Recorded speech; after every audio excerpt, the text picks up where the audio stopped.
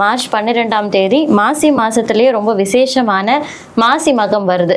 அந்த மாசி மகத்துடைய சிறப்புகள் என்னென்ன? இந்த மாசி மாதம் முழுவதுமே ரொம்ப விசேஷமான பலன்களை கொடுக்கக்கூடியது. 63 திருவிளையாடல்களும் பாத்தீங்கன்னா நடக்க பெற்றது இந்த மாசி மாதத்துல தான் அப்படின்னு சொல்லலாம். மாதம் மக நட்சத்திரம் பௌர்ணமியும் கூடி வரக்கூடிய நாள் பாத்தீங்கன்னா மாசி மகமா நம்ம விமர்சையா கொண்டாடுறோம்.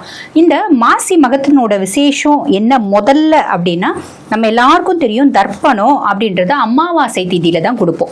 பௌர்ணமியும் போதும் தர்ப்பணம் கொடுக்கலாம் அப்படின்னா இந்த மாசி மகத்தன்று கொடுக்கணும். புரியுதுங்களா? அது பாத்தீங்கன்னா பித்ருக்களை மோட்சம் அடைய வைக்கிறதுக்கு ஒரு பெரும் கருவியா இருக்கும் அப்படின்றாங்க. இப்ப மாசி மகத்தினோட பெருமைகளையும் அருமைகளையும் சொன்னா மட்டும்தான் மக்களுக்கு மாசி மகம் அப்படின்றது நம்ம செலிப்ரேட் பண்ணணும், நம்ம ஒரு கொண்டாடணும், அதுக்குரிய வழிபாட்டுன்னு பண்ணணும் அப்படின்றது தெரியும் இல்லைங்களா? அப்ப மாசி மகத்தினோட பெருமை என்ன அப்படின்னா, தேவர்கள் எல்லாரும் சாப விமோச்சனம் அடைஞ்சது மாசி மாதத்துல வரக்கூடிய மக நட்சத்திரத்துல அப்படின்னு ஒரு கணக்கு உண்டு.